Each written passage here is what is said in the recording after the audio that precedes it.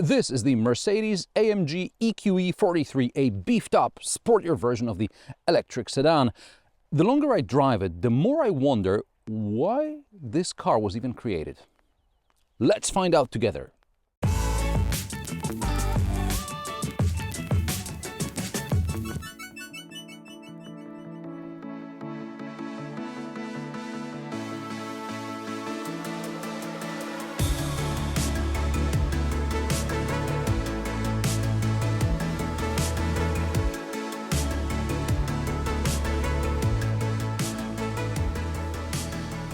The EQE is another Mercedes built on the EVA2 or EVA2 platform after the flagship EQS EV. Because of their curvature and proportions, the EQE and EQS don't look like big cars, but their dimensions are very close to the internal combustion engine limousines, the E-Class and S-Class respectively. The EVA2 platform was designed exclusively for EVs, while smaller electric Mercs, the EQA, EQB and EQC, share the platform with existing models, making them more similar to their combustion engine counterparts. In designing the EQE and EQS, engineers could afford a shorter engine bay and shorter overhangs. This should translate into better aerodynamics and more interior space. But there is one but. It's about the 90 kWh battery pack which is in the floor, while in the EQA or EQB the battery ends under the front seats, so at least the driver and the front passenger sit in a relatively normal position. In the EQE and EQS you sit low to the floor like in a sports car, but relatively high off the ground, and there is not much headroom. I remind you that I'm 175 centimeters tall, and contrary to what Mercedes claims, this is actually the correct driving position. Because Mercedes is happy to adjust the seat for the driver's height, for some reason this feature is hidden in the ambient or mood lighting settings. Don't ask me why. Anyway, today I'm more concerned with the automatic sitting position, which is 175 centimeters. That's for me, and this is what it looks like. This is a driving position in which a driver who has never attended safe or sports driving course would drive in. If you haven't participated in a course like this, let me tell you why Mercedes is very wrong. First of all, I can barely reach the steering wheel. Now, hanging off the wheel may look cool when you and your mates are cruising for chicks, but when you have to make a quick, evasive maneuver, because some git pulled out in front, you don't want to be sitting like this. Secondly, once a suitable bird appears on the horizon and you step on the brakes, you're likely to slide from under the seatbelt and hit your head on the roof. Now, maybe she's got a sense of humor, and maybe she doesn't, and she doesn't want her offspring to have dumb genes. Thirdly, if you have an accident with that old git who pulled out of nowhere, and you end up crashing, you will slide from under the seatbelt and end up all broken down in the footwell. And all these are kind of dangers you get exposed to by a brand which is famous for pioneering safety tech like ABS, airbags, and ESP. In addition to the illusion of space, in this position I can see the driver display. When I assume the correct position behind the wheel, then I can't see the top of the display. Usually Anna has this problem, but for once it's her who can see the instrument cluster unobstructed, and she is happy with her position behind the wheel. Let me just remind you that Anna is 15 centimeters shorter than me, and this is an almost 5-meter long limousine on a new platform designed specifically for electric vehicles, so there is supposed to be more room inside for the driver and passengers. The EQE's cockpit is largely a copy of that of the EQS, here in a lesser spec with 2 smaller displays rather than a glass panel running the full width of the dashboard. Mercedes may call it a hyperscreen, but it's still 3 separate screens under one panel. I don't understand what the third one in front of the passenger is really for, because if the passenger sits like the driver, they won't reach the dashboard anyway. Now, how much do you think the hyperscreen costs? Take a wild guess and drop me a comment. I will tell you at the end of the video.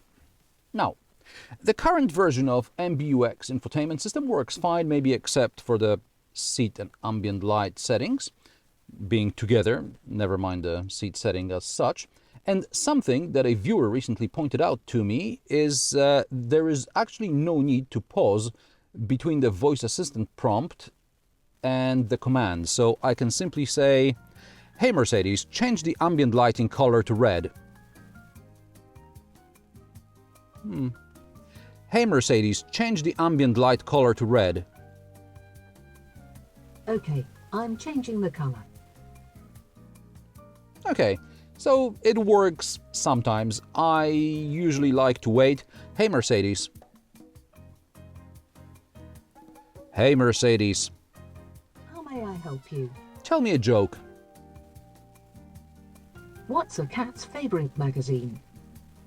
A catalog. Okay, so sometimes it works, sometimes it doesn't. You do your own thing. In the press release, Mercedes compares the EQE to the CLS, making it easier to explain the headroom in the rear or lack thereof. At least legroom is very good. Frankly, I find the EQE is more comfortable in the back than in the front. There's 4-zone climate control, door pockets, and cup holders in the armrest, which I've already learned to open since the EQS test. The rear seat splits 40-20-40, so there is a ski hatch.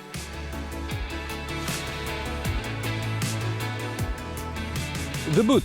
For reasons which remain unclear to me, the flagship EQS is a liftback, while the smaller EQE has a traditional boot.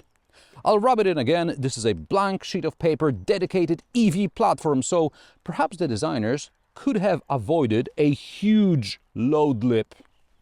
It looks fine when the tailgate is closed, but this is where all the water and dirt accumulates, and you have to carry your elegant shopping and elegant luggage over it. The 430-liter boot is also narrow and low, but deep. There is a high load lip and a hump on the seat side.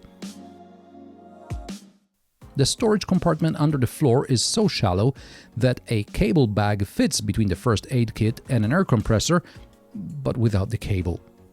And of course there is no additional cable storage in the frunk because there is no frunk, despite there being plenty of space for it. Of course, a mere mortal will never look in there because the lever for opening the bonnet is hidden, and when open there is nothing to prop up the bonnet because only a qualified Mercedes technician has such advanced tools. Did I mention I'm glad they designed a clean sheet of paper dedicated EV platform?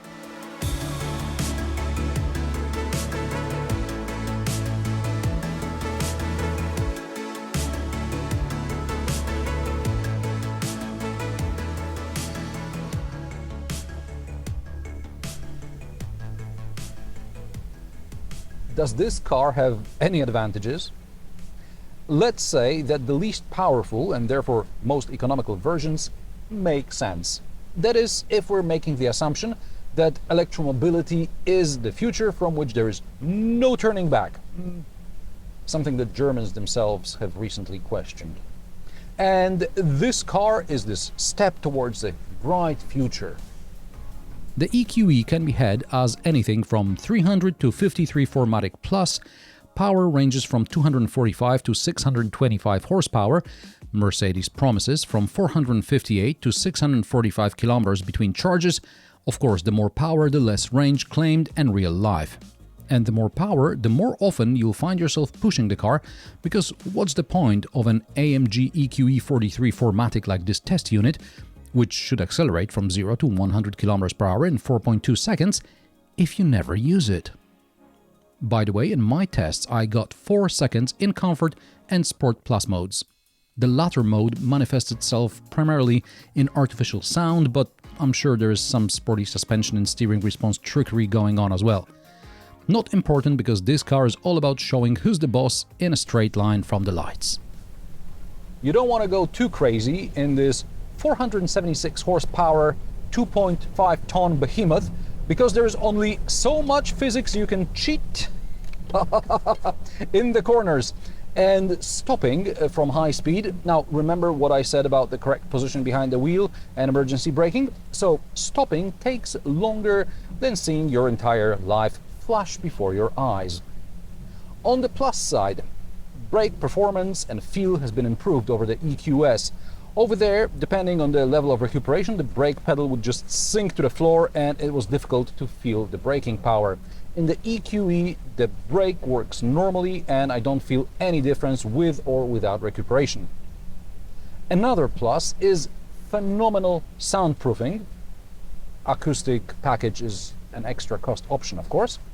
And the soundproofing is evident in the city, where you're isolated from plebs and the rattling diesels, and on the motorway, where the wind noise is barely noticeable, up to a reasonable speed, of course.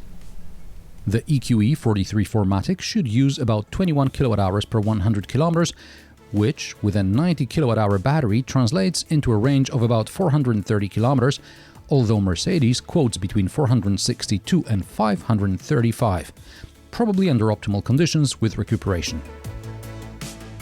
During my review, the weather was okay, with temperatures well above freezing, not quite spring yet, but it was mostly sunny, except for the last day of filming. Energy consumption never dropped below 26 kWh per 100 km, giving a real-world range of less than 350 km. And if I only drove on highways, it would be even worse, because then energy consumption is in the high 20s.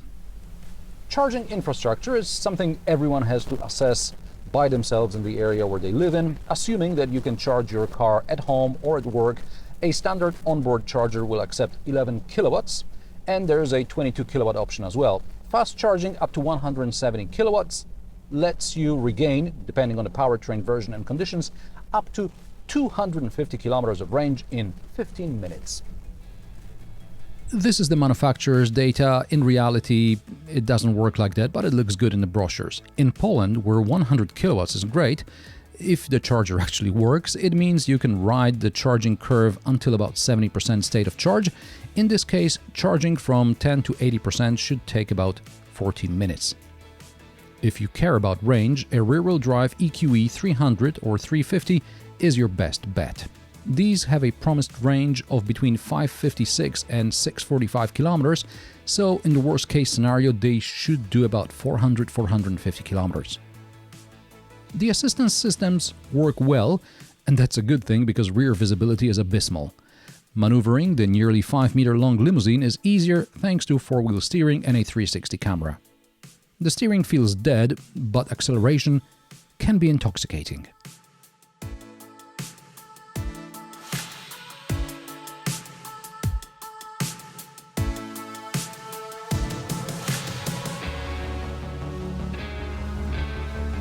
Prices of the Mercedes-Benz EQE start at €66,402 for the 300 version. This test example is the Mercedes-AMG EQE 43 4MATIC, and it starts at €103,970. With options, this test car costs €122,840. Oh, and by the way, did you leave me a comment about the hyperscreen price? Well, here it comes. At the time of recording this video, hyperscreen in the EQE costs, wait for it, €8,568. I have driven many cars in my career, including electric cars. Some of them, despite limitations resulting from electrification, are otherwise good cars. But in my opinion, cars like the Mercedes EQE are transitional compliance products. The sooner they are replaced by something designed with the customers in mind, rather than to meet emission standards, the better for both customers and Mercedes. And what do you think about the Mercedes EQE? Let me know in the comment section below. If you like my sarcastic, down-to-earth and possibly mildly amusing car reviews, join me every Friday at 3 p.m. Central European Time, and don't forget to subscribe and like this video, as it helps me with the YouTube algorithm. Thanks for watching, and I will see you in the next one.